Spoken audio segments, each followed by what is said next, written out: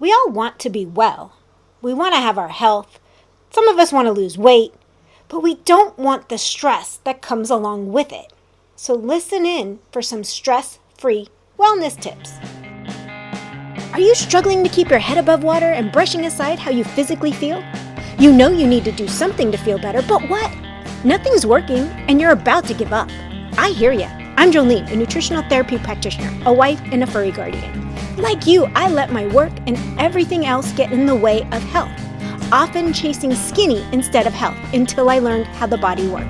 Welcome to Holistic Health Made Simple, where I share all the tips, tricks, and science to set you free from the overwhelm of diet culture and frustration with the ever-changing health rules, going beyond the calorie and diet dogma to equip you to be healthy through simple changes to food, mindset, and lifestyle. If you're ready to stop spinning your wheels and learn how to feel better with changes that work for you, results that are undeniable like more energy, improved mood, better sleep, and fat loss, this is the podcast for you. Pop in those headphones, take a deep breath, and let's get healthy. Hey there. We know stress is not good for us. We know that it harms our actual health. Yet, we pick a random date and decide we are going to change our eating habits, our lifestyle habits, our workout habits all at once and jump into this new lifestyle so that we can get healthy and lose weight without giving it a lot of thought about how much stress that is going to add to our actual life. Why are you making these drastic, dramatic changes because you followed someone on the internet or a friend said it's the best way to do this, yet it doesn't fit in your life? It's going to cause you more stress. Stress is going to make it to the point where you're going to give up because it's harming you versus benefiting you. When we look at making major lifestyle changes, we know for a fact that getting married, getting divorced, moving, having a child, a death in the family, all are incredibly stressful situations. So when you're looking at making this huge health transformation and changing everything from the food you eat, the way you exercise, the way you move, the way you live, and it upends everything you do today, that's just as stressful as a marriage, as a divorce, as moving. You are changing everything. So now let's take a step backwards. Let's figure out how to incorporate healthy habits, health changes, so that we can reach our goals, but does not cause that stress, because stress is unhealthful. We know this. It's very detrimental to our overall health. So we need to find stress-less wellness. So let's dive into some of my top tips. The first one being, be realistic with your goals and how much you can actually change at once. Let's start with exercise. All too often, and I've been there, I've done it, so I'm calling myself out. We decide all of a sudden the first of the year, the first of the month, or on Monday, we are going to go to the gym 4 to 6 days a week for 2 hours a day. We're going to lift weights. We're going to do our cardio. We're going to take a class, whatever it is. When we haven't been into the gym in years, we haven't worked out in years. This is not a good way to get started. One, your body is going to get so tired so fast, you probably won't be able to keep up with it. That's problem number one. Two, there's a huge chance you might get injured because you haven't done that kind of movement. So let's start easing into exercise. Do a few workouts 2 to 3 times a week, an hour, a half hour, whatever fits your schedule now. That's the other key. If you are planning to do all this gym time, yet you have a high demanding job, a demanding family that like kids are going all over to sports, you're not going to be able to fit it in. And you need your sleep. So you're either going to give up sleep or give up family time, because work, you never give up work time. I'm sorry. Been there, done that. So pick times, an amount of times that actually fit into your schedule that will work with you, because doing something is better than doing nothing. And if you can only stick with it for a week or two and then you give up altogether, that defeats the purpose. And the same goes for dietary changes. Now, dietary changes are way more complex than exercise. We know this.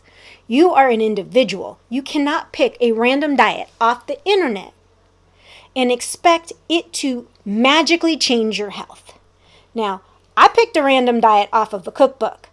It changed my health, but it changed my health because of all the things I had to not eat because they didn't agree with me versus changing my health because I picked this random diet. Now, when you're looking at dietary changes, one, you need to know what your gut can and cannot handle. Because if you're picking this random diet off the internet and your stomach can't digest the food that's on it, you're going to either end up not eating, you're going to fail miserably at the diet, or you're going to give up. I mean, they're all kind of not good results anyways. So you're going to look at it as a whole of how can I eat healthy, support my body and what's going on in my body. And then you're going to make small changes. For example, if you know gluten bothers you and you struggle to give it up completely, make a rule that you are not allowed to eat it in your own home. Trust me, you'll cut back considerably to the point where you stop eating it, because the couple times that you eat it out and about, you'll realize that how miserable it actually makes you feel. Those are little changes. Start incorporating more fruits and vegetables, prioritizing your protein. Always prioritize your protein. That's probably the easiest step because, it's easy to put a piece of meat on your plate and then surround it with your veggies. And then maybe some potatoes or some of those type of carbs, root vegetables, and balance out your plate in a way that benefits you. We got to remember, we're all aging. I don't care if you're 20, 30, 40, 50, 60. We all get older every single day. And the one saving grace that is the most important thing our body needs is healthy muscle. And we only get healthy muscle from prioritizing our protein. That is probably the first step over everything else that I would like you to do. And then as you decide what foods you need to get rid of or limit, do it slowly. Don't do a huge overhaul. It's very difficult. And it's easy when you have a large family to give it up because all the other food is around or constantly fall off your plan. Now, one of the other tips I'm going to go into is I hate it when people label foods as good or bad, except for maybe Oreos. They're just a chemical storm, but even those I won't say are bad or good. Food is there. We need to build a healthy relationship. I limited my carb intake for years because my body needed that to heal. And when my body wasn't reacting properly, I learned how to reintroduce those carbs to support my hormones that I have now. So that's why I don't want any food limited or labeled as good or bad, because when you need to change your diet to support your body and you've labeled something as bad, you become terrified of it. You become scared to even try it because you have all these people around you saying, well, if you go back to the way you're eating, you're going to gain all the weight back. Which is true if you go back to eating junk food. A well-balanced whole foods diet is sustainable when you reach your goals.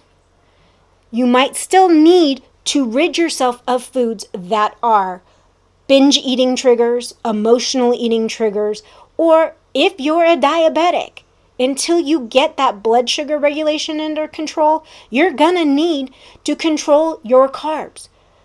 There is a philosophy, and I can go into it if you want. Just hit reply or leave me a speed pipe message below about the idea that fat is a problem versus carbohydrates or the glucose in your system. It's kind of fascinating, but it's a little too complex for this because we're talking about relieving our stress. So if you're a diabetic, one of the easiest ways to get your blood sugars under control is reducing carbs, but not saying they're bad. They just aren't working for your body now. You see how I rephrased that? When we give up foods, we're just saying that they don't work for me now. We want to stick to healthy foods, protein, fat, carbohydrates, fruits and vegetables, produce. Nobody can tell me that a whole food carb is truly bad. That's not what got us unhealthy and overweight. A banana didn't get us fat, neither did carrots or apples. But we may have to limit them while we're trying to heal. So when you think about it in that context, I hope that helps relieve some of the stress, because I never want you going to a restaurant and freaking out that they put shredded carrots on your salad. You're not going to all of a sudden blow up to be 500 pounds. You're going to eat the carrots, enjoy the salad, and move on. That's the key. We need to rebuild a healthy relationship with foods and realize that food in its natural form is not bad or good. It's when we get into processed foods that are taken apart and elements of them are put back together that our body doesn't know how to handle those as much. So take it slow. So my two big tips right now are both come with exercise or food, but take it slow and do one thing at a time. Also, if you're trying to rid your home of toxic chemicals, like you've heard all this toxicity stuff, which it's true, there's a lot of chemicals out there that are harming our health, do it one at a time when you run out. Even with the food, if you're starting to change your eating habits, what you do is you eat what you already purchased, because there's no sense to throw it out. I mean, that's just wasteful. Unless it's truly junk food, don't throw it out. Eat it, and when it's gone, it's gone. Don't buy it again. It's that simple. When it comes to changing your laundry detergent, it's the same thing.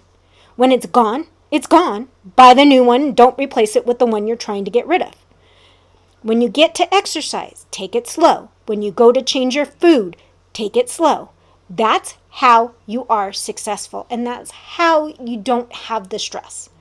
Don't assign negativity to any of it. If you miss a workout because you needed to sleep or spend some time with your kid, that doesn't make you a bad person. If you had a piece of cake when you were out to dinner celebrating a friend's birthday, that doesn't make you a bad person. Stop demeaning yourself or making that who you are. Food is food. We need to do our best and make our best choices when it comes to the majority of the time in healthy foods. And if we slip up and move forward. That's it. That's it. Do the best you can. Make the best choices you can. And don't stress out when you make mistakes. It is all about making progress, not perfection. On that note, my friends, I will see you next time. Bye. Thanks for listening in today. I hope you got some nuggets to take on your health journey. Remember, this podcast is for educational and entertainment purposes. No medical advice is being given. By listening to this podcast, you agree to the full disclaimer, which is linked in the show notes. If you found this podcast helpful, could you take 30 seconds and leave a review? Your feedback means the world to me, and it helps others discover my show. Once again, thank you for being part of my community. Until next time, have a blessed day.